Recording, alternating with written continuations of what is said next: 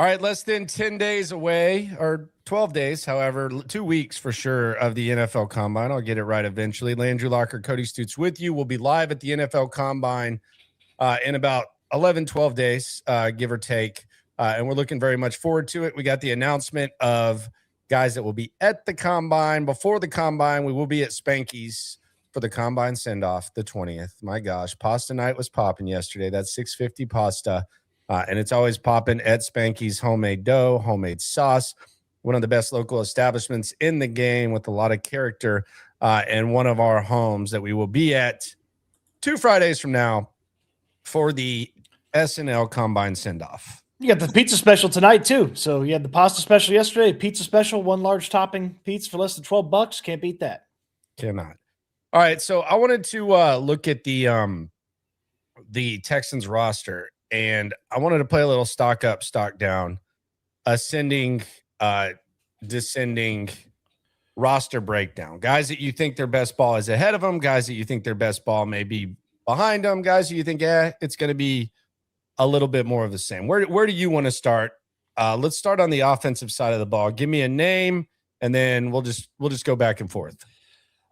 Dalton Schultz has played his best football.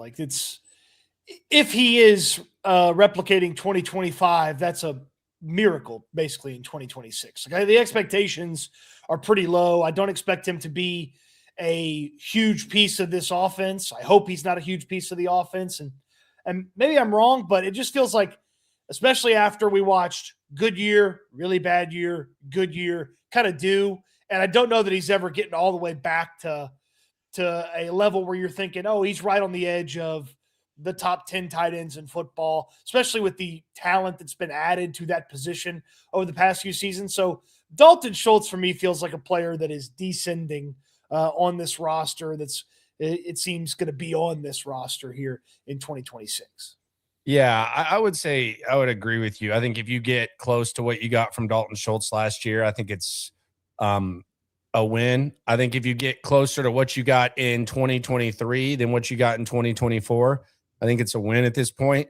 I think essentially Dalton Schultz is probably on this roster because the tight end market with veterans is not as good as it's been in recent years when you were kind of tied down to Dalton Schultz. And I think that there's no need to get rid of Dalton Schultz at this point. So I think he's just kind of here. Well, they've had to fix and plug and adjust and change so many other things over the past couple of off seasons that they haven't ever taken the time to go and get a Dalton Schultz replacement. Because a good version of Kate Stover was never going to be the guy that was replacing Dalton Schultz. He wasn't Stover was supposed to be a really good tight end too, it feels like. And he's not even that right now. But they haven't been able to go out there and find a Schultz replacement since they got Dalton Schultz, and they've just had to, kind of plug and place everything else around there. And it'd be nice if they could go out there and start planning for life after Dalton Schultz this offseason with some players that can help them in 2026. All right, the next one, this one's interesting. Tommy Togiai. We saw a really good performance from Tommy Togiai last year. They got him under contract for very, very cheap the upcoming season. He went from being he was not underrated at any point after the halfway point of the season. He was one of the better players on one of the better defenses in the league. So we can get that shit out of here for a second. The underrated crap is gone. It's so annoying because we were so past that. But Tommy Togiai, is the best ahead for Tommy Togiai, or is this kind of basically what you expect from Tommy Togiai? And this is as good as it gets, which is really, really good, by the way.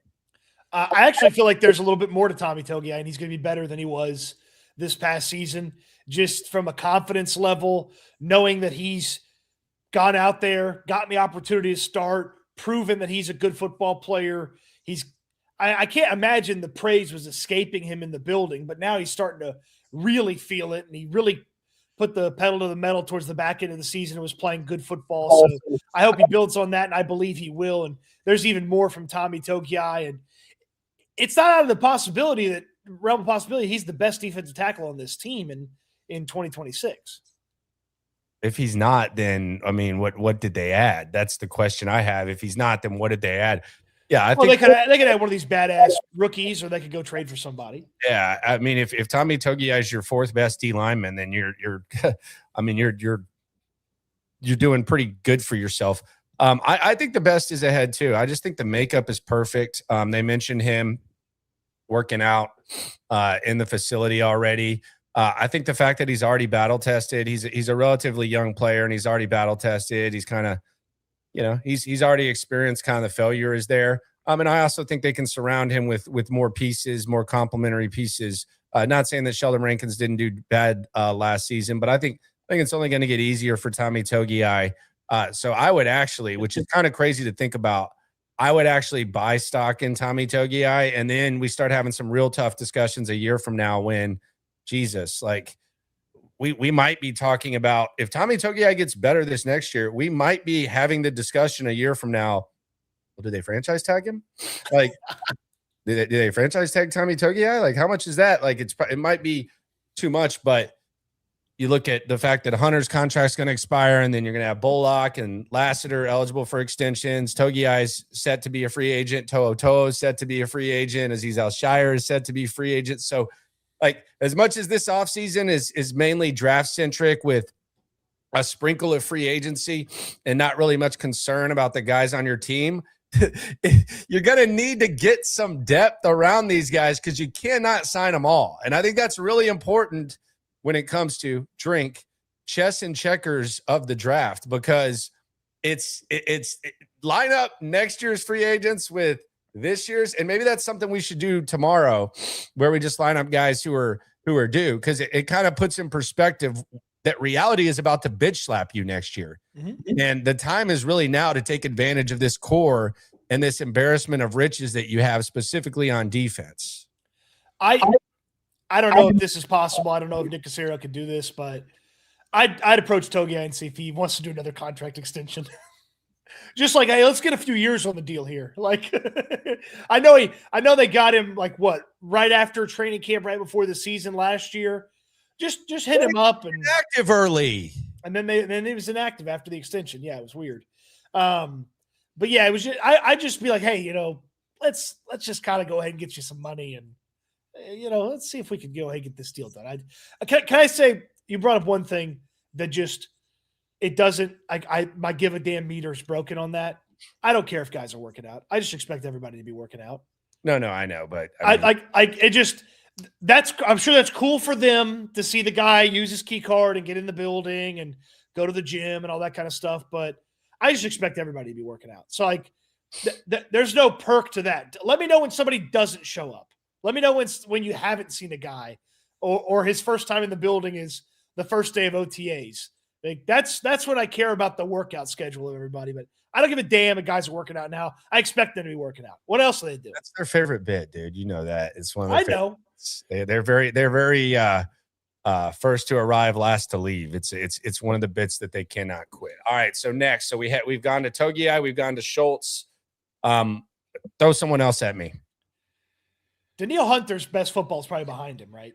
Yeah, and I don't think you can afford him past this season because of what we previously mentioned. Like at some point, especially when Will Anderson becomes one of the 3, 5, 1, whatever, highest paid edge guys in the league, like he's going to have to carry the load. You're going to have to adjust accordingly. It's like what Kansas City had to do with Tyreek Hill. You had to adjust accordingly and find other ways, and there's kind of a shelf life. It happens with most teams. So, yeah, I think this is Daniel's last hoorah.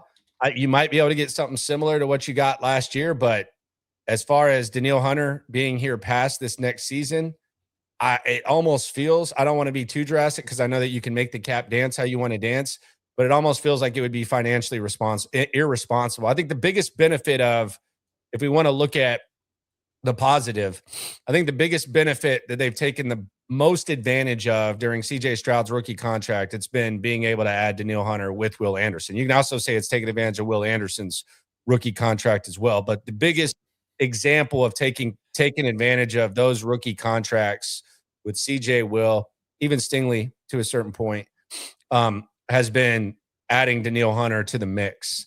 But that luxury goes away once the Bills are due. So just a quick look through. Danielle Hunter's about to be 32. And I agree with you. This is more than likely, unless something crazy happens on Daniil's side, this is last year with the Texans. Guys 32 and older really aren't like awesome in the NFL at the pass rusher position. I just look at a list right here. Just did a quick little look.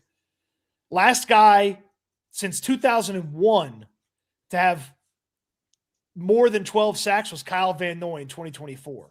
And he's kind of a cleanup artist. He's not even really just like a constant pass rush guy. 2022, JJ had 12 and a half. But like, it's been since 2000 since someone's had like an awesome season 32 or older. So you're really kind of thread the needle on when pass rushers start to really turn the corner. And hopefully it doesn't happen during the season. Hopefully it's another team's problem in 2027 and beyond. Yeah, and it's not a matter of whether he's going to be good or not. It's just a matter of the bills are due. Like, he's a luxury item. Like, Daniil Hunter is a luxury item because of your young core. So you have to make those tough decisions. You have to let guys go. This has been how they've kind of taken advantage of it. Playing a little higher, lower, ascending, descending. But I do think you can get the same out of Daniil this year that you got last, or similar. Yeah. But whether you do or not, he's not going to be back unless something really weird happens. Yeah, if he's a second team All Pro again, sign me up for it. I'll sign up for Daniil Hunter. Unless something crazy happens, let's say they decided we don't want CJ Stroud, we're going to trade him. Then maybe you can start the reset crap on that. But like, it's not once you're paying Will, CJ, and all those extensions, Stingley's extension kicks in, Nico's extension kicks in. Yeah, the Daniil Hunter thing, it's over. Like, you got it, and that's just the problem with the salary cap. We haven't been living that life, but that's just the problem with the salary cap. So, hate to say it, that's just the reality of it. I just don't see any scenario where, unless he's taking a massive discount, he's here. Yeah. The swarm. And why would you pay CJ? That's a good question. By Brandon. Sir Wags says, I don't know, after next year, you're probably gonna have to figure something out of some sort. Like, is he gonna go Flacco 5th-year option type? Sir Wag says, afternoon, gents. Love the last mock draft. Some people thought there were too many offensive linemen. I can't believe we got in that direction. Gustavo says, damn you fellas, I started collecting cards. USPS decided to lose my downtown dart that I was going to sell. Anyways, keep it. They lost a downtown dart? Dude, that's hit that insurance on that. That is a few $100s if they lost a downtown dart. Oh my God. I don't even want to look at what the last on a Jackson dart. If you PSA that to like a 9 or 10. Oof. Oh my gosh. I'd be sick and I'd be furious at the Postal Service. They gotta take care of you some way, some shape or form. A downtown dart. Sheesh. Yeah, that's going for, it's, ungraded. Couple of recent solds are like $1,000. I don't want to make you feel any worse than you already feel. But. Golly, a downtown dart. All right, so Yeah. next guy, and we've talked about Daniil Hunter, we've talked about Dalton, and we've talked about Togiai. All right, so my next guy is going to be Woody Marks. And I bring this one up, interestingly, because I think Woody Marks' max value is getting another running back in and finding someone to complement him to where he's not running into a wall, limping off the field every game, and you maximize the super skill that he possesses when it comes to catching the football. And the last time we saw a rookie running back have a good year, he fell off and he lingered around for 3 years, and that was Dameon Pierce. I'm not comparing the two because I think Woody Marks has a skill set that will make him value as a compliment. He's not just a meathead run ball guy like Dameon Pierce. But are you buying stock in Woody Marks? In other words, in order to do this, you're either A, thinking that Woody Marks can be the every down guy, or you're trusting what the organization can do and will do and do the right thing and then use him the right way. It's kind of a dangerous multiple layered thing when it comes to discussing the Woody Marks ascending, descending. Yeah, because I don't really feel like if Woody Marks is a better football player at the way that they used him last year, like I don't see that happening really. Like, it just doesn't feel like the way that you should use Woody Marks. So I feel pretty good about getting more out of Woody Marks because the running back situation around him is going to be better. Surely they understand it and see it. They're not going to ignore it. I wouldn't bet on it, but I feel pretty strongly that they're not going to ignore that Woody needs a compliment. And I don't want him to be the 1A. I want him to be the 1B or the B, and the other person be the A. So hopefully they find that guy. And if Marks is the 1B, or he's the change of pace back, or he's the receiving threat when the other guy does some of the dirty work, then sign me up for a much better season from Woody Marks. And I think the statistics will look better, and then it'll just look better on Sundays as well. Yeah, I would agree with that. I'll buy the stock. I think he's going to be a really, really good compliment. I don't know if, I mean, it's not like it's going to be statistically massive, but I'll buy the stock on Woody Marks because they don't have a choice. They got to figure it out at the RB position. And I don't think him being used the same way, like, I don't think there's a lot of room for improvement if you're using him that way again. Yes. All right, next. I mean, if Jaden Higgins takes a big move forward, big step forward, that's a huge game changer for this team. Like, we all feel strongly that Higgins, Knoll, even Marks are all headed in the right direction after the rookie year. Ursery's another player like that. But if he really took off and was really good in his second year at wide receiver, like, that is huge. One, that means the quarterback's getting him the football. That means the quarterback's playing a little bit better. But two, that also just means you have another high caliber weapon where you could trust him. You could find out more about if this quarterback is going to bounce back for you. But like, Higgins to me is the guy, you know, you're circling, you're hoping he takes a huge leap between year one, year two. We hear DeMeco Ryans every offseason. He talks about the year one, year two leap. Well, if Higgins had a Kamari Lassiter-like leap, I mean, you're talking about a really impressive wide receiver 1-2 punch with Nico and Higgins. So I was thinking about this yesterday, and I think this is really the Higgins thing is interesting because, first of all, I'm buying. I think Jaden Higgins is going to be really good. I think he's going to be a really good player, and I think that he's going to be very valuable to this team. But I was thinking about this yesterday because I was thinking about the checker chess philosophy, and I was using it with the 35th pick last year that Higgins was 35th, correct? Yeah, 35th. And I thought about it, and I was like, okay, on one hand, you sit here and you think, and this is just, I think they ended up making the right pick, but just hear me out on this. On one hand, you think, okay, it's tougher to get a running back in the draft this year than it was last with where you're sitting. Like last year at 35, you could have had Judkins. Now you could have had some guys, I get it, but you could have had Judkins or you could have had Travion Henderson, and you probably would have had a better run game, and you still take Marks, whatever, and you wouldn't be. You would wide receiver would be a crucial need, but you would be in a position to where you could probably get a pretty good wide receiver with where you're sitting in the first round. So I thought about that. Like, what would it look like if they would have gotten Judkins, who looked good, or Travion, or whatever? But then I thought about it, and you can almost make a case that when it comes to like moves, you can make a case that Higgins is like if you did MVP voting for the Texans, like you could make a case that he's in like the top 7. And if you actually look at the games that they won and the plays that he made, you can make a case that they might not even make the playoffs without some of the plays that Jaden Higgins made. And another element of it is, like, let's say that they decided, okay, we're not going to take Jaden Higgins at 35. We're going to go with the running back. The shittiness of the Christian Kirk deal is like on steroids. Like all of a sudden it goes from, okay, this is one of the worst signings that Nick Caserio's ever had to this might be one of the worst signing in Texans history if you're actually dependent on Christian Kirk. So I say all that to say I'm pretty high on Higgins, and I do just find it interesting that pick, even though he didn't, it's not like he was like setting the world on fire.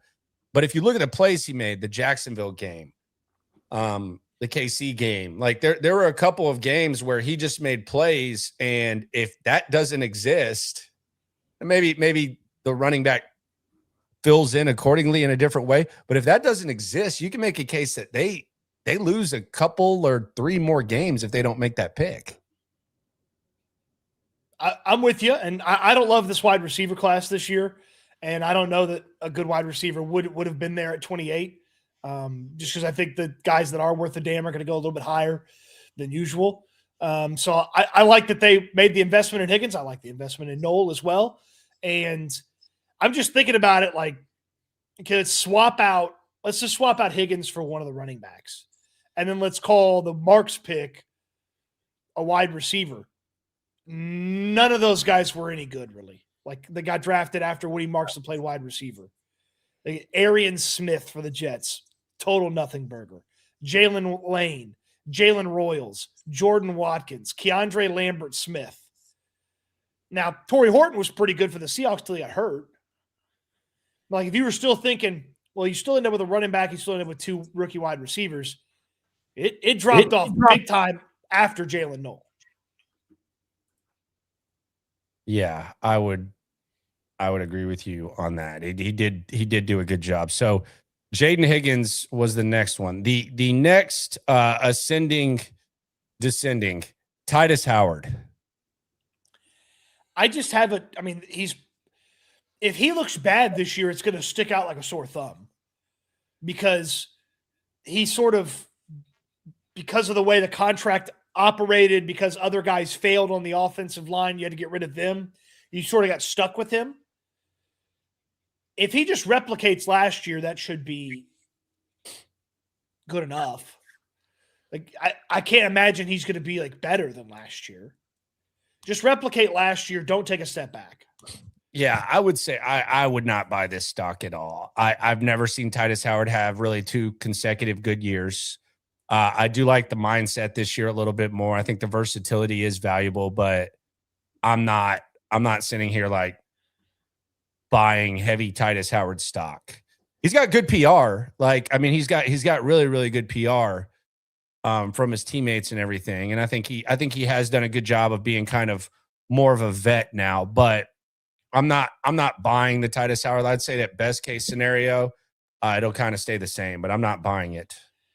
I would not expect him to be a much better player than last year. If you can get last year's Titus Howard for whatever the adjustment change you need to make to the contract so it's not a $30 million cap hit, do it.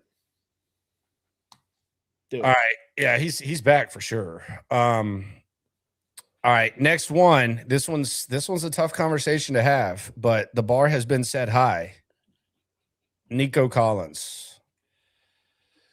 Well, I would just expect Nico to be the same guy. If I had to pick a direction one way or the other, I would hope that it'd be better. But I would expect Nico to just kind of be the same guy. If he's better than he was last year, like he probably is right on the fringe of the top 10 in wide receivers. Yeah, I would say so. Yeah, right on the fringe of top 10 wide receivers. So if you were expecting him to be better than that, then he like solidifies and stamps his position as one of the 6 or 7 best guys.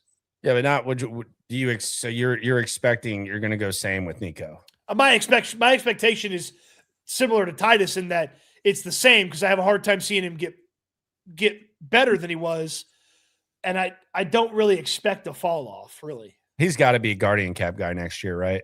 Nico? Yeah, perhaps. He's got to be a guardian cap guy. I mean, if Chris Olave won't wear one, then I don't think Nico Collins will. I think it's time. He was running around at the Pro Bowl though. Yeah.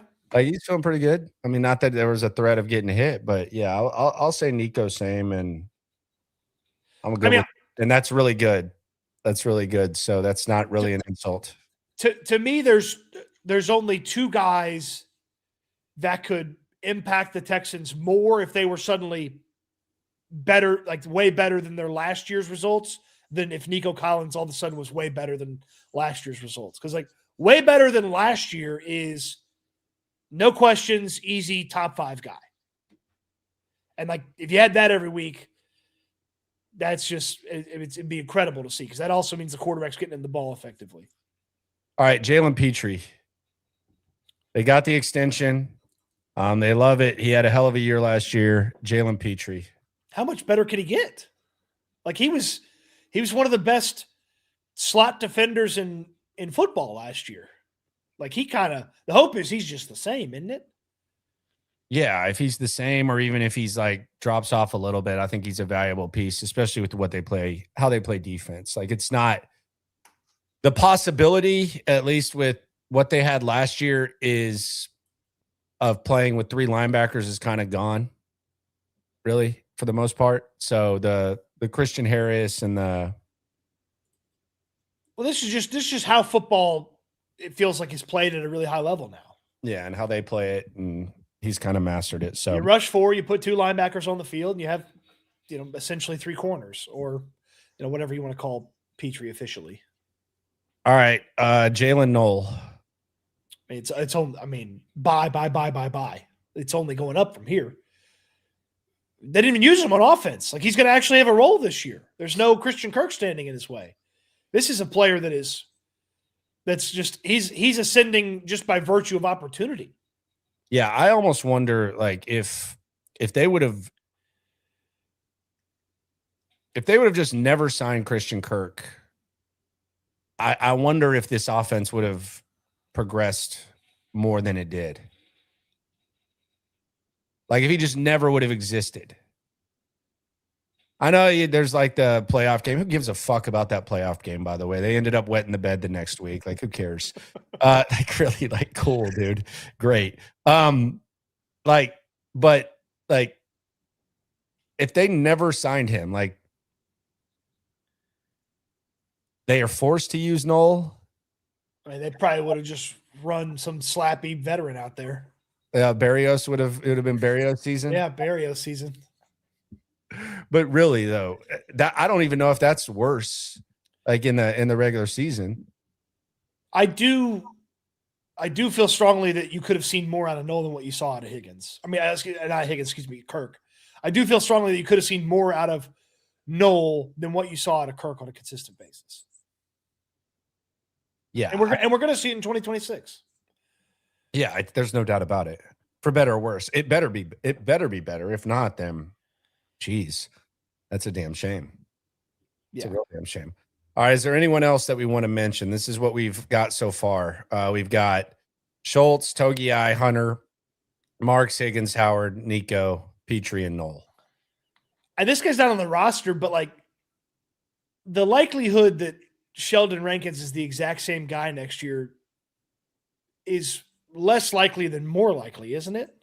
Yeah, I would like to see if they could bring someone else in and the next Sheldon Rankins, something like that. Yeah, I think they did a good job of getting what they got out of him, and I just don't think you do that and then take it too far. I think there's going to be a lot of people that want to play on this defense.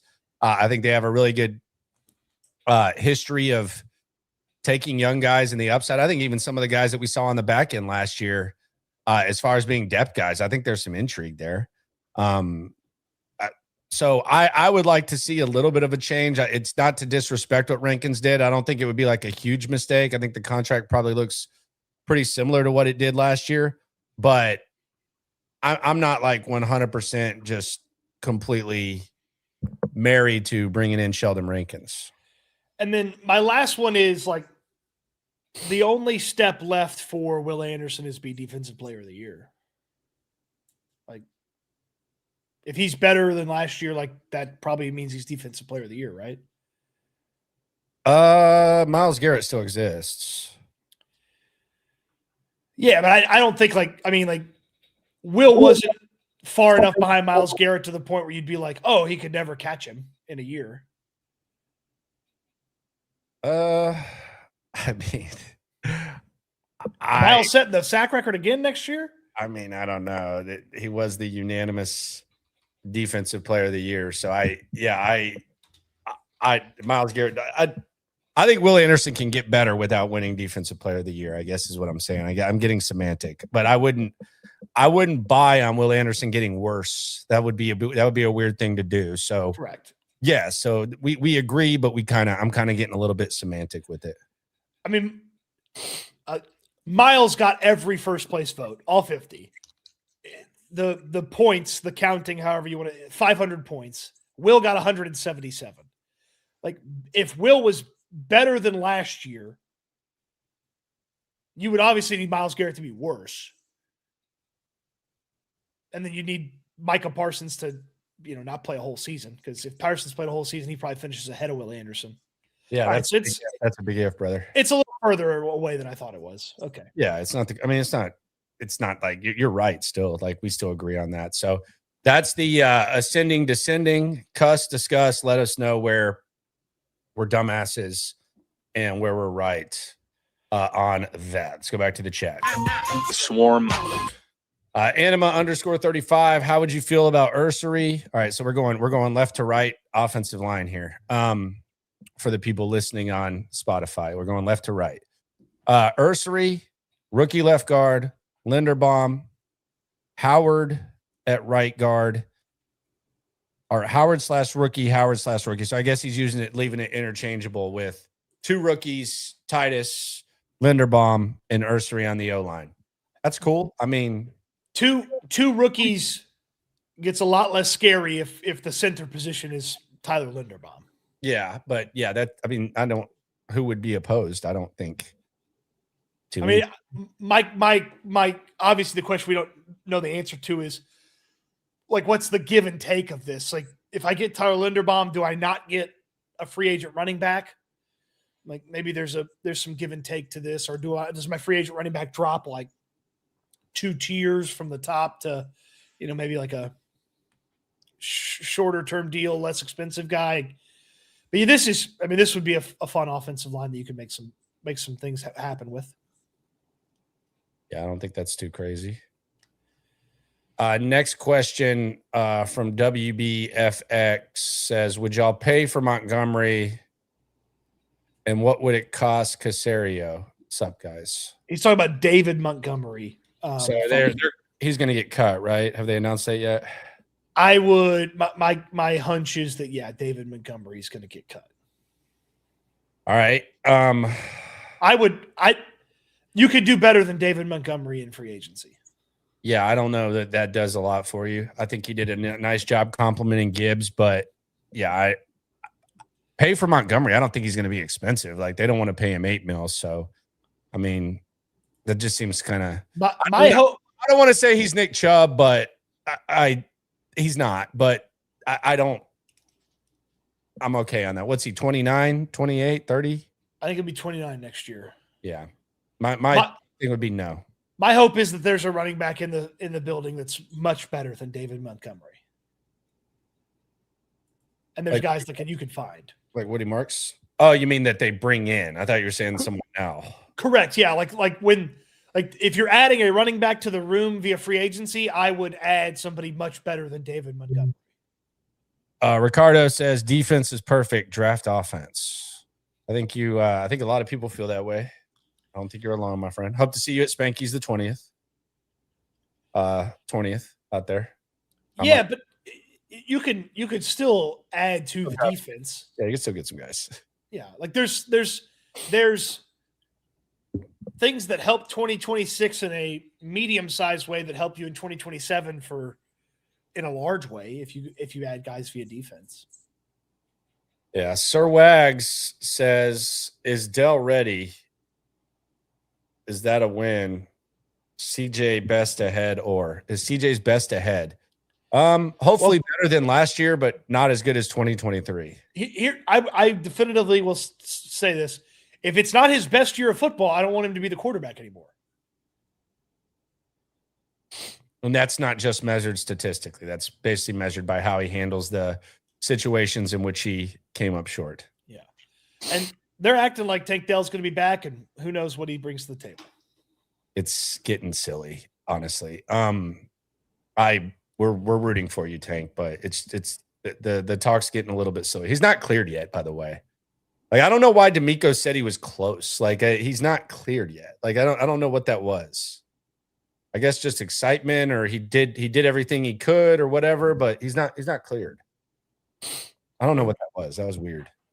It doesn't matter. Like I don't want to say it doesn't matter, but like Tank has to do stuff in training camp. I think what DeMeco meant was they didn't dismiss it, and Tank was still hopeful, and then they dismissed it. But I don't think it was like he was close. The way that he worded that was very, very misleading. I never once believed Tank Dell was playing football in the 2025 season. Yeah, and I don't know, like I don't. We don't have to talk about this. I just don't. The expectations just be fair. Just be fair to the young man. Random looker 6792 says, "Did y'all ever play football? Cody looks like he could be a decent center." I did one spring with the football team in high school. I wrestled in high school. Yeah, I did. Yes, receiver, and they made us play DB, so I had to be a safety. They made you play DB? Yeah, you had to play both ways. But I mean, it was a 5A school, but you had to play both ways. I actually had in the best was in 8th grade middle school A team. I had 3 picks in one game. Yeah, dude, I wasn't like tall then, like, so I was like I was. How am I supposed to know? No, I had like a 6 or 7 inch growth spurt between sophomore and junior year. So yeah, it was like tight end, H back, and then like safety. But I was. Oh, okay. So you were like the tallest kid. You were like 5'10", 6 foot. Yeah, I was like a 2 guard all the way up till. Yeah, I was. Yeah, so yeah. I was tall. Gotcha. Okay, I understand better now. Steven Johnson on the. I just imagined you being in the defensive backfield, just like. No, that's a lot. Steven Johnson says, "Damn, Landry, sometimes you say shit that doesn't make sense. Rankins is a must to bring back for next season." Okay. A must? Yeah, that's weird. Okay. Yeah, I just said you could, or you could churn it, like what they've done with Togiai and what they've done with other guys. So a must. I don't know about a must. Like he's anything but a must. I thought he was going to say something much crazier that I said. I don't think that a 32-year-old D tackle is like a must. No, not at all. That's just me. Team player says could have gone pro. We didn't bring up high school on our own. Someone super chatted it. Ass. I don't think he was being mean about it. No, I'm just kidding. I'm just kidding with team player. It's our boy. I do wonder how many of my friends that if they had like, obviously this was not a career path back then, but like I got some friends that are good at video games now. Oh yeah. But if they had would have known that it wasn't, if your parents wouldn't have told you get off your fucking ass and go outside and play some, do something productive, or go get if they would have just committed to video games, yeah, no doubt. Yeah. I got to cut. Like there's a guy we play fantasy football with that if he just dedicated his life to video games, he'd be like one of the best video game players that we know. Like, yeah, that's true. And it was kind of crazy because back in like the millennial days, like when you were playing these shooter games, and I never played them, I always just set those out. But whenever you played them, like it was on the same screen, so it's like fucking cheating. Like, yeah. They finally, like Xbox, they started kind of getting to where you could be in like the same room with the Xbox, but yeah. Nothing like a little screen peek. Yeah. Figure out what's going on. That was funny. Yeah, the Rankins. I did not know that the Rankins was that outlandish. So the NFL Combine participants have been announced, 300 of them. We will be at the Combine in less than 2 weeks. In case you haven't heard, we will be at Spanky's in 9 days for the Combine send-off. Anything stick out here? Seems like it's kind of the participants that you expect to be at the Combine. There were 2 running backs that I would have been excited to talk about and talk to that are not invited to the Combine, and that's Indiana's Kalen Black and Oklahoma's Jaden Ott. So neither of those guys got invited to the Combine. Would have liked to have talked to them there. Yeah, I was surprised about Black. They invited a running back that wasn't even him. Yeah, but both of those guys are, to me, definitely getting drafted. Now they're probably getting drafted in the latter part of day 3, but they're definitely getting drafted.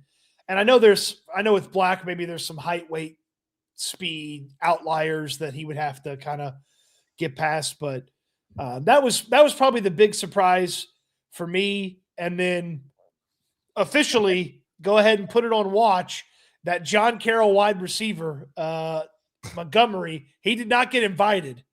So despite his Senior Bowl. Despite the Senior Bowl, Tyron Montgomery from John Carroll did not get invited. And so just have it on the lookout just in case he ends up as a 30 visit for the Houston Texans. Oh God. I feel like that would be bad PR. Like, are there any like under the radar moves that you think could be like bad PR for the Texans? So when they have the local days, the local pro days, it's only like, it's not where you're from, it's your college, right? It can be your high school. Okay, well, he's from the Woodlands, so he'll go. He should, in theory, then he'll be there. Yeah, he'll be there. Yeah, so local day. Yeah, yes. Okay, so they don't need an official visit with him. Yeah, I think you can count either one. So yes, I guess they can. So they'll visit, but I do feel like it would be like, I feel like there's a John Carroll. I feel like there's a portion of the fan base, and we might be too deep in the sticks here, but it does feel like there's a portion of the fan base, and maybe it's the nerdy mofos that follow us on the reg that are just kind of disgusted with the idea of John Carroll. Kid looks like a pretty good football player in Mobile, so I wouldn't. I mean, they don't. That's the other thing. It's like they don't. Prioritizing a wide receiver would be a weird move. I mean, I don't think he's like a priority player. Like he feels like he's going to be a day 3 pick for sure. But, like I saw, it was one of the draft guys tweeted yesterday. Like wide receivers deeper than you think. There's going to be more in the top 75 than you thought. And I was like, great. That's going to push good players down to the Texans. Like that's the hope, is that wide receivers a little bit better, because they're not in the market for a rookie wide receiver or corner. And that's the thing that I think I've actually dismissed. Yesterday, I asked the question, what positions do you think you can dismiss, which is always a dangerous exercise. I think this might be the worst quarterback class that I've ever seen. And I'm really trying not to be like, have too much hyperbole, but I like Mendoza. I think Mendoza is going to be good. So I'm not taking anything away from him. I think even in a good quarterback class, I think he would be in the discussion for number 1. And I think he'd be in the discussion for top 10. So put him aside. This is the shittiest quarterback class I've ever seen. I don't think anything will ever top 2022 for me. Like how many of these guys would you take over Kenny Pickett? Because 2022 was like the bad quarterback class where it was Pickett, and then it was like Malik Willis, I think, was the other guy that we talked about. But like, how many of these guys would you take over Kenny Pickett? Mendoza, probably. That'd probably be it. Yeah, besides that, though, besides him, put him to the side. I would probably take Ty Simpson over Kenny Pickett. Okay. So there you go. But that's it. Probably. You did say probably, though. But I would then go ahead and say that I would probably take Desmond Ridder and Malik Willis before I would take anybody that's not Ty Simpson or Mendoza in this draft. Yeah, it's a really, and it's so funny too, because you juxtapose it with like 2027 could be a legendary quarterback draft. Like the opportunity exists that you could have three, 4 guys in the top 10. What about the receivers? That too. Yeah. What about the receivers? That's going to be insane. Between the quarterbacks and the receivers, yeah, that's going to be nuts. Yeah. But that's why I always find it funny, because we mentioned 2022, we mentioned this one. And really, even in like good quarterback classes, like if you're outside the top 5, you're kind of in no man's land. Like, say what you want about CJ Stroud, it was still a good pick. Like, no matter what happens with CJ Stroud from this point out, whether he bottoms out next year, whether he's good, whether he's okay, whatever, it was worth it at number 2. Like, you could have done a lot worse than having CJ Stroud at quarterback. That's how hard it is to find a quarterback. Mm-hmm. So no matter what happens, it was a good pick, and it is what it is in that area. But like, you know that I always get so annoyed by this, and I was seeing this today because I was looking through like some hypotheticals with like Raiders and Browns fans. They were kind of having a pissing match about Mendoza, and man, I heard this when the Texans were looking for a quarterback, where it was like, you don't take a quarterback. McLean said it, but there were a lot of people that say this. You don't take a quarterback because you're not a quarterback away. That's the dumbest shit that anyone says. Like, in all of sports, it doesn't make any sense. First of all, you don't get to just decide when you take a quarterback at your leisure. Like, the opportunity presents itself very rarely. Sometimes you're bad enough to where you can get one at the top. Sometimes you kind of kick the tires on someone. He ends up being good. Sometimes you like aggressively get one, but you don't just get to pick a quarterback at your leisure. Like, ask the Colts. Like, you can't just be patient and take a quarterback at your leisure. So I hate that. The second thing is you act like a quarterback. There's like this like dated mindset where it's like that you have to have the perfect offensive line. You have to have the perfect weapons for the quarterback, as if a quarterback can't make those things better. Like, it just has to happen. I hate that. And the other thing is, if that's your mindset, you're not a fucking left tackle or wide receiver or edge guy away either. Like, if you're a bad team and you're not a quarterback away, you're not away from it. Like, I don't know who said this and then people just repeated it, but like, you don't take a quarterback because you're not a quarterback away is just absolutely insane. And way too many people say at this time of the year. No. I'd rather get the guy in my building than go through. Here's my thing. The Jets have an awful roster right now. You don't think they'd love to have Fernando Mendoza instead of going through quarterback purgatory for a year? Like, the Bengals, like when they took Burrow, like you can go through like any quarterback that was taken, like a quarterback away. Like, how many teams that draft top 5 are a quarterback away? It gets said. I think it's just something that was said and people heard it and they just repeat it. But it's one of the dumber things that I've heard. Yeah, most teams that are picking high are not a quarterback away. So it's silly to think about it in those terms. And if you are a quarterback away, you're probably not betting on a rookie. You're probably betting on a guy that's already been established, a la Los Angeles, a la Seattle. On the chat, Sir Wag says, who are you excited to evaluate and talk to? The tight ends. Tight ends and defensive linemen. The tight ends. 100%. The tight ends for me. Like, I saw Dane Brugler put the numbers out today. It's the most tight ends that have been invited to the combine the past 5 years. Yeah, 27. Last year there was 21, 16 the year before, 2021. So a lot of depth at the tight end. Might not look as top heavy. Those guys can come out of nowhere though, man. They can come out of nowhere. And I'll say this. If the Texans don't add a tight end or 2 tight ends this offseason, then I don't think they stand a chance in hell in 2026. I think you can completely dismiss them because I think that's malpractice. There's some things that you can convince yourself, but if you're going to roll out there with Cade Stover and Brevin Jordan as your second and third tight end, you're unserious. Like, you're unserious. It's not funny. This is like the ultimate test. If you do not add someone, and I don't care about Luke Lachey either, like from last year, that's a project pick that couldn't get on the field this year. Like, if you're bringing it back with Brevin Jordan after 2 season-ending injuries on make-or-break seasons and really not much evidence before that he's ready to do it, and then Cade Stover, who's just can't stay on the field, can't catch, can't block, you're unserious, especially when your offensive coordinator comes out and says, I like tight ends. If you like tight ends and this is what you like and this is what you want to roll with consecutive years and this is supposedly where your offense is, you're unserious if they don't do anything at tight end. This is the year to do it.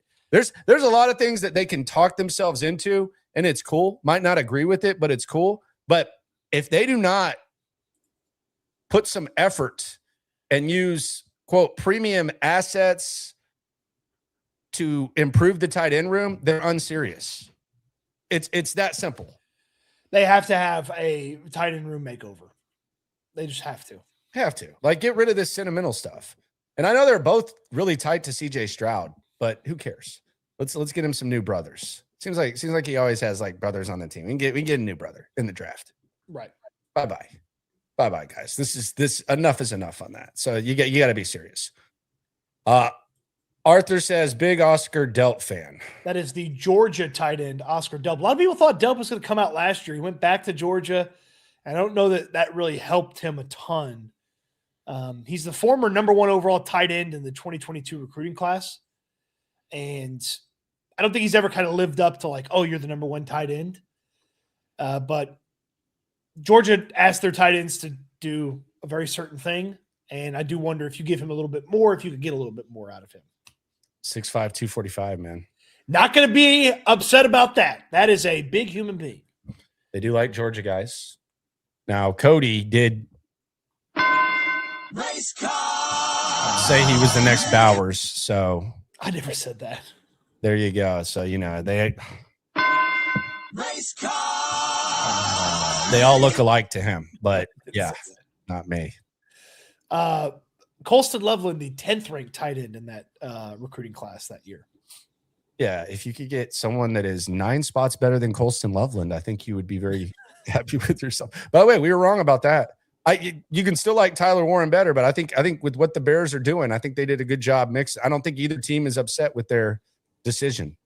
I do strongly feel that each guy could have done something impressive for each of the teams if you'd swap their spots.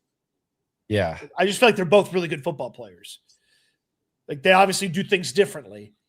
They're both really good football players. Like, that was the biggest thing was, and I think your comments about Kelvin Banks always ring true to me, because if people watched Kelvin Banks in his final year at Texas and didn't know he was hurt, they wouldn't have seen as an impressive of a player if they didn't factor in that he was injured. That's what happened, dude. And it was really eye-opening when you're like that close to a situation and you see it, and then you hear the film and it's like slow, weak, blah, blah, blah. I was like, dude, the sumbitch should not have played 8 games. Like, he should have sat out last 8 games, and he was trying to play. He was so hurt he had to miss the CFP. Like, because he drug it out that far. But yeah, the Kelvin Banks talk last year just made me realize a lot of these nerdy ass dudes that are watching film, they're not getting context with it a lot of the time. And that's where your scouting department and the discussions and all that kind of help a little bit. But the draft did tell us that the talk of Kelvin Banks falling was a little silly. Right. I can remember multiple mock drafts where I picked Kelvin Banks for the Texans and he never got close. But that was the big thing about Colston Loveland. Oh, Colston Loveland can't block. He's just a receiver. He had a shoulder injury his final year at Michigan. They didn't ask him to block. Like, they didn't want him to block because his shoulder was falling out of the socket. Yeah, my beef was never that he couldn't block. Like, because there were 2 discussions that we had about Colston Loveland, and one emerged during the draft stream. The number one discussion that we had from a localized perspective was, if he's there for the Texans, take his ass. Like, yes, you take his ass. Like, that was the given. We also would back that up with, but don't think that's going to happen. Because we thought Indianapolis was going to take Loveland and Tyler Warren would be gone. And then the next discussion was, well, I don't really care if he can block or not. We want tight ends that can do like one thing really good. That's fine. Like, if he whether he's a blocker or not, whatever, we want to see that. And then the third one was, how the fuck do you take Colston Loveland over Tyler Warren? Which it ended up like they ended up looking fine on it. Yeah. So you can't win them all, but those were basically the discussions that we were having about Colston Loveland. We never thought he sucked. We just thought Tyler Warren was so good and so complete that a team that needed a tight end taking Colston Loveland over him seemed a little bit crazy. Yeah. You laid that out very well. By the way, do you think that New England would like to have Kelvin Banks instead of Will Campbell? Banks or Mimbu, either one. But both of the other tackles that went at the top of the draft, Banks or Mimbu, they would have liked to have either one of those guys. The funniest thing is now they're saying that Will Campbell was hurt. Yeah, no kidding. Like, yeah, he literally had an injury, and then all of a sudden they put him back out there. But I mean, there's still some discussion about it. I can't believe that Vrabel had to answer if they're going to move him positions. That was crazy. Well, it's the best is watching. Like, Andrew Whitworth was breaking it down on his show, and he's like, he tries to play like me, and he doesn't look like me. It was essentially the gist of it. He's like, he's got to play a different way. He can't be playing my style. It's like, okay.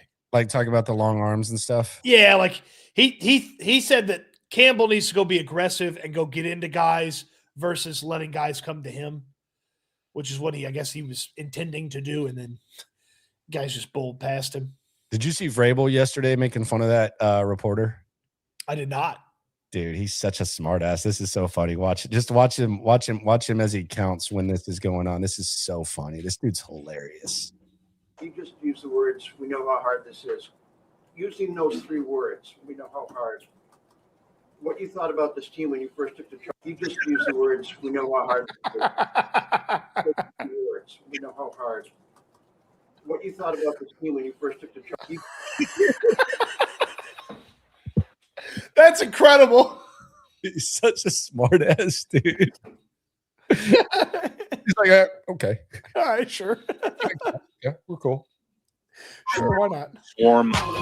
Ricardo says CJ and Goff pre-draft comparison was perfect. Yeah, it wasn't bad. And if you get Jared Goff, it's not the biggest it's not the biggest deal. Like it's not the end of the world. Yeah, it's fine. Surrounded, but look what set Jared Goff off was the draft where you got Laporta and you got Gibbs and you improve the offensive line, and that's really what happened there. So yeah, I mean, I don't think that's an insult. Like if you get it, it's cool. Hey, if you get Detroit Jared Goff out of CJ Stroud, you're getting a 4,500 yard passer who throws 32 touchdowns and 10 interceptions. Who do you? I will sign up for 4,500, 32 and 10 from CJ Stroud right now. Who do you think are if you had to rank? I want you to rank in order 1 to 5. The best players in the 2023 draft. And I'm going to give you a specific list. I'm going to give you CJ, Will, Bijan Robinson, Jackson Smith and Jigba, and Gibbs. 1 to 5. I think Will's the best player. Okay. I would put Gibbs behind him. Okay. Then Jackson Smith and Jigba. Then Bijan. Then Bijan, then CJ. Okay. Yeah, I don't know. That's an embrace debate question like a mofo. Except 5. We know who 5 is. It's tough because I think, well, Yeah, what do you think Bijan would do in Detroit? that's what I'm trying to think about it that way. Like I think Bijan would be even better than Gibbs. Let me switch Bijan and Gibbs. Yeah, and then you can just whatever. You can't go wrong with 2 through 4. That's crazy. And I mean, let's see how Bijan does with this. Atlanta's a joke right now. It's a disaster.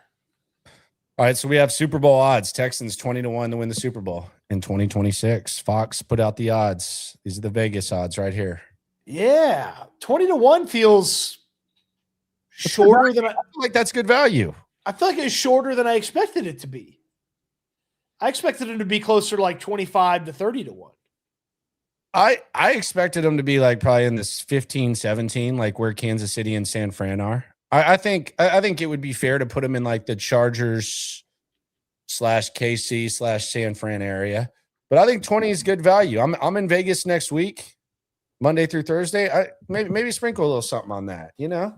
I mean, never hurt no one. But you do look at the teams in the AFC above them. You have Buffalo. You have the Pats. You have Baltimore. You have the Chargers. You have the Chiefs. And you have the Broncos. So they have the Texans with the 7th best odds in the AFC. How does that make you feel? Which of those teams do you think the Texans are in front of, if any? It's tough because, like, I think Buffalo's division is much easier. I understand New England's in it, and New England just won the AFC.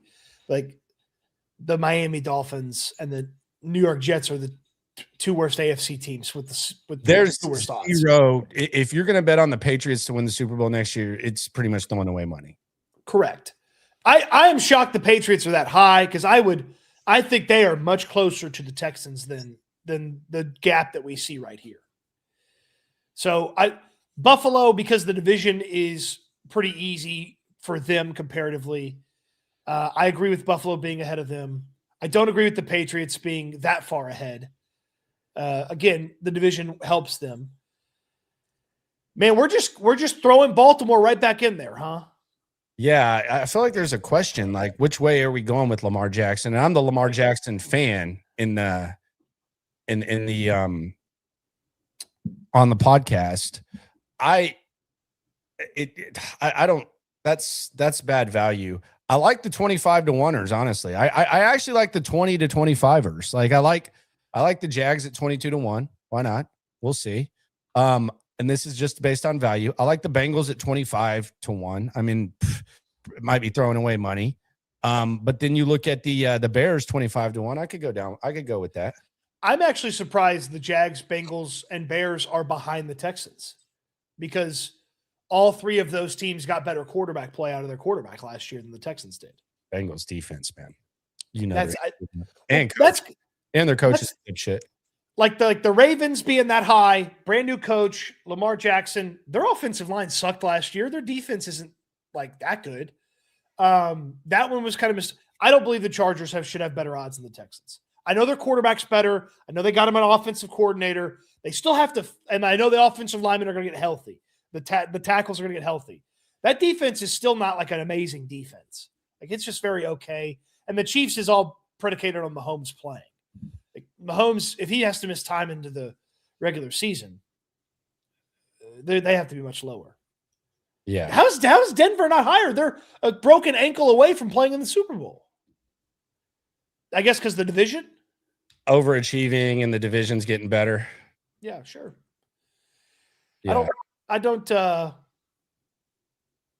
think the Texans should be a little bit lower, but I think some other teams should also be a little bit lower too. Yeah, there's no doubt about that. Those are the SB odds here on SNL. Always fun when we start getting the Super Bowl odds. And then you have the free agency, and then you have the draft, and it kind of changes. Reggie Matthews, 713. He's throwing it up. He's got the hand on the chin. He's thinking. He's about to say something smart. Oh, boy. Here we go. He says, I hope everyone keep that same negative energy. Win/if. What do you mean if? You can't say if now. Win if. Come on. CJ Stroud balls out. Landry, judgment on QB suck. He talked about Josh Allen too. And Bryce, come on now. What did I say about Josh Allen? Say he's good. What do you mean? Like I didn't think he was great in the draft. I don't get it. If you thought that Josh Allen wasn't very good and was overdrafted, welcome to the rest of the NFL. Yeah, I was there. But yeah. Also, the Houston Texans wanted Bryce Young. Like I don't know how many times we have to shake people and tell people they this. tried to trade it after. Yes, I wanted Bryce Young. This is not the time to do the Bryce Young, CJ Stroud victory lap. Like I've accepted the loss. No matter what happens, I've accepted the loss. There's nothing else to go with it. But we can do that. But this is the nature of a meat writer. And no disrespect, Reggie, but like this is the this is the nature of a meat writer. Is if you say keep that same energy when CJ Stroud balls out, you weren't saying this 3 years ago. Of course I wasn't, because my analysis and my thought, and I've never at any point said get rid of CJ Stroud, he sucks. But my analysis, my thought is based on performance. It's not based on riding and dying. And we're not dating, you know? So yeah, if CJ Stroud goes out there and balls out, yeah, the tone and the conversation about CJ Stroud is going to be different. I mean, that shouldn't that be the case? Like that, that's actually kind of a compliment. Like, what am I like? I've not said he's a lost hope, move on from him. Like, that's not where I'm at on it. I've never said that. And I never even said Bills was better. I said he had a good performance against the Jets. When CJ had a box score bad game against Kansas City Chiefs, we all acknowledge that like they lose the game if CJ is not the quarterback. Like, I don't understand. Like, I don't get it. Yeah. Am I supposed to be excited that he threw 4 fucking interceptions in the first half and cost them a chance to go to the AFC Championship and the Super Bowl? No, I'm not. So I'm not going to be excited about that. Stay on that side when he comes back. What do you mean? If he plays good, I'm going to say that he's playing good. That's really just kind of it kind of comes with credibility and stuff. They're like, if you're just going to ride and die gang for the quarterback, awesome. But I'm not going to tiptoe around. Yes, I did want Bryce Young. I like Bryce Young. I'm not revisiting any Bryce Young craziness. I actually just put together a list for next week. Quarterbacks rather have. Bryce Young is on the no list. So yeah, I accept that loss. But I mean, they wanted Bryce Young too. So there's that. I don't care. I don't know what Josh Allen means, but yeah, the CJ Stroud was getting a lot of praise in 2023. He's getting a lot of criticism in 2025. Yes, I'm not dating him. I'm not ride or die. I'm not meat riding. So yes, thank you very much. It's actually a compliment for that to happen. I don't know. I think it's so funny. Stay on that side. Okay. Why? Like if he plays good, we'll say he played good. Just like when he came back. That's kind of how it should work. Yeah. Anyway, maybe I should do this one. Don't stop making fun of Reggie. It's all love, Reggie. Not really, but yeah. It's all good. It absolutely is not all love. But So what AFC teams do you put ahead of the Texans if you had to? I'll bring up the list and if there's any behind. And you have Cincinnati. I don't think either one of us is putting Cincinnati above. Here, let's do this exercise. We got them all over here. All right. Baltimore, better or worse? Worse, man. I'm going. Lamar looked broken last year. I love Lamar. I'll root for Lamar always, ride or die. But yeah, I'll say worse. Their defense sucked. He's getting older. They might lose their best freaking offensive lineman. We don't know if that defensive tackle that was so important to their defense is coming back and playing again. Is their coach good? Don't know. It's another change in OCs for Lamar. So yeah, I'll say worse. Tennessee worse. Pittsburgh's worse. Correct. They're saying Aaron Rodgers might come back now. Oh yeah, they kept all his buddies in the building and brought in his old coach. Of course he's coming back. Jets are worse. Do we know the Dolphins are worse? Bills.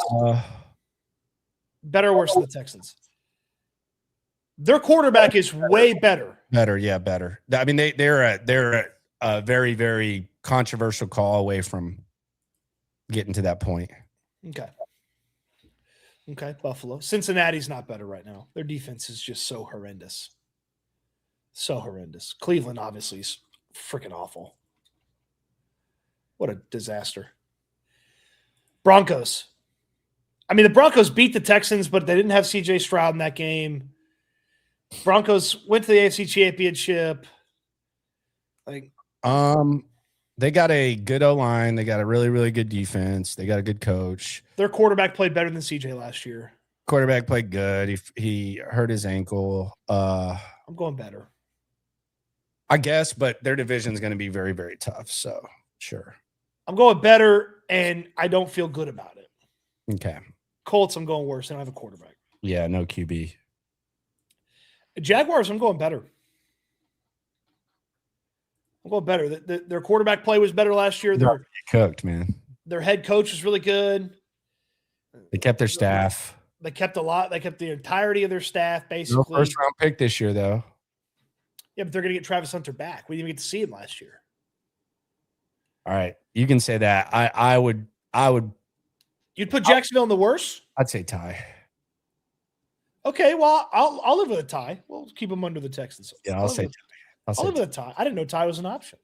Yeah, just put them right there. Tie. Raiders, obviously, worse. Yeah. I'm not putting the Chargers ahead of the Texans. I am. Look, this is the difference between the Chargers and the Texans, and like any issues you have, and any team that really has issues, is you got to take a step back.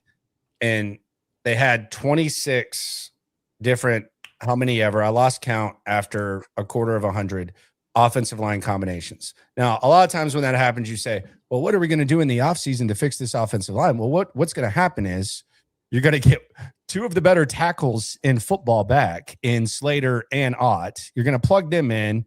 You're going to hope Amarion Hampton is healthy. You brought in Mike McDaniel as your offensive coordinator, which I think is pretty significant. And you have a pretty good defense and you're pretty well coached. So I keep seeing these comparisons about what CJ's gone through, what's Herbert's gone through. First of all, I don't agree with it. I think DeMeco just kicked his ass a couple of years ago in the playoffs. I think CJ wet the bed this year in the playoffs. But I would put the Chargers ahead just because they're getting two of the best tackles in the game back, which they didn't have this year. I just don't love their defense that much, but yeah, that's fair. But they have a better quarterback. They have a better play caller on offense, and Harbaugh he can sprinkle Harbaugh dust on guys and just make it happen. Yes, because you look at it and it's like, well, what are they going to do? Well, they're going to add two tackles and they're going to add Mike McDaniel. So that's what they're doing. Patriots. I'm going to say worse. Like I I am too. Schedule's going to be much tougher next year. I think they deserve credit for what they did this year. I'm not trying to take anything away from it, but I was giving Drake May a free pass when the weather was bad and it looked like he just did what he needed to do. But I'm going to say worse. I'm not buying that stock. The last team is the Kansas City Chiefs. Jesus. Torn ACL, Patrick Mahomes, Kelsey, old. What are they going to do at 9? Do they had? Are they gonna swing for the fences with the running back? I think they're going to draft a defensive lineman. I think if Bain or Bailey fell to them, that's what they would do. I'll say worse. I think it was their last hurrah. They can flip the switch. Don't ever underestimate the heart of a champion. I did it. We've done it many a times. Hell, it happened to the Rockets, Clutch City. But I think I mean, Andy's the head coach and the play caller, so that's like an advantage that they have. But Mahomes coming off a knee injury, Kelsey's another year older. Like, that offensive line was rough at different points last year, and the D line is another year older. Yeah, the wide receiver is it's Rashee Rice, and that's it. Yeah. Yeah. So debate on the Jaguars, but like at worst, the Texans, as we look right here before draft and free agency and all that kind of stuff, at worst, the Texans are the 4th or 5th best team in the AFC, which is not a bad spot to be in. Yeah. That's where that's at. So yeah, I would say that, and it could go a number of ways. I think it's early, so we don't know what the offseason is going to look like for any of these squads. But we should redo this in like June. Yeah, we can redo it in June. The teams that I'll just completely dismiss, not a ton. If the Steelers run it back with Aaron Rodgers, like I don't think you're a contender. I don't think there's any like high ceiling for you. Jets, I don't even know if they want to win. Dolphins, don't even know what they're going to do. Yeah, I don't know what they're doing. I could see Cincinnati or Cleveland being good, honestly. Depending on what happens. I mean, they got a good defense. I mean, I don't know. They're talking like Watson would be the QB. I don't know, but they got a good defense, really good defense. Well, if they got a time machine, then get before 2020, Deshaun Watson, they might be one hell of a team, but Massage Watson's not going to get it done there. Then the Colts. Who knew you were such a Shador guy? Then the Colts. Don't know. Is that there's no quarterback the Colts can realistically get that would scare you, right? Scare? Not really, but I mean, they were putting up historic numbers with Daniel Jones last year, so I do think we need to acknowledge that. I think the one that would be most intriguing would be Kyler Murray. I don't know how they feel about him, but I think Kyler Murray in that situation, I think would be interesting. Scared would be a little bit dramatic, but I would like to see what they could do with him, especially with what they did with Daniel Jones early on. Yeah, like there's no Darnold for them to go get, and then Daniel Jones coming off of 2 massive leg injuries. Yeah, and the Raiders are not ready to compete at all. No, the Raiders are not ready at all. At all. Yeah, they're not ready. On the chat, Mr. Farrow asks a question: would you draft a quarterback? Swarm. I mean, I don't think so. Like, I gotta figure they like Graham Mertz, right? Not in this class. Yeah. I mean, I guess there's maybe like I'm trying to think if there's even a guy that I'd be like even somewhat kind of intrigued by, like in the 7th round. Probably not. Yeah. When does Drew Allard go? I know you hated him. Too early. If he hears his name called during the draft, it was too early. Well, the next time he gets drafted should be at the UFL.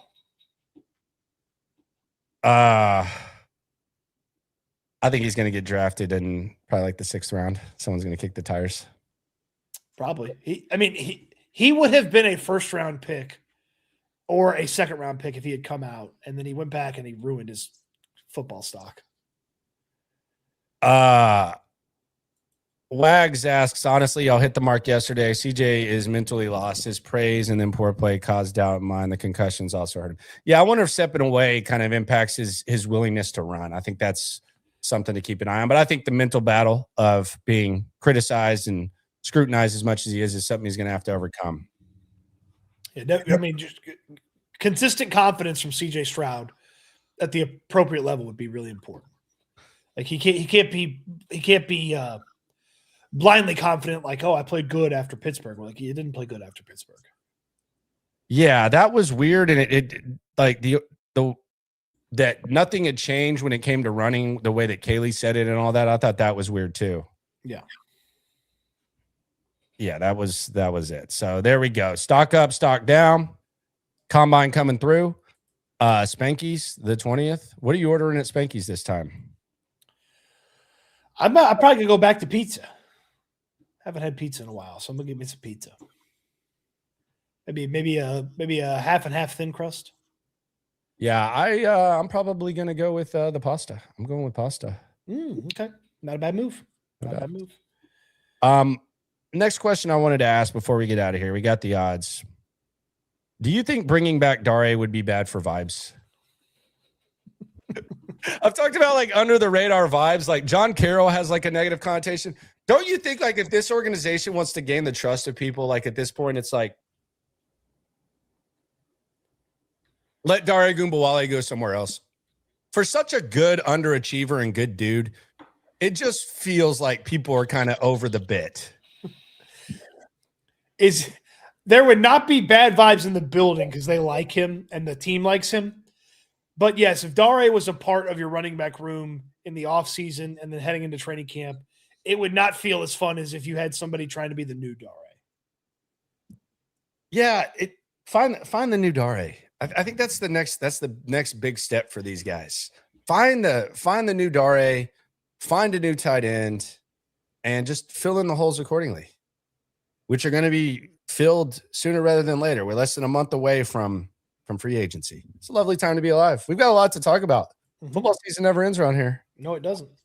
So join us at Spanky's the 20th for the Combine send-off. It will be fun, and then we will be at the NFL Combine, my favorite annual event, annual trip, unless there's like a training camp trip, which we'll be on the scene of that as well. So we appreciate y'all for rolling through. Shout out to everyone in the chat. Be sure to subscribe. Be sure to like. Be sure to ride along. Be sure to always remember when it comes to this Texan stuff, we're all in it together.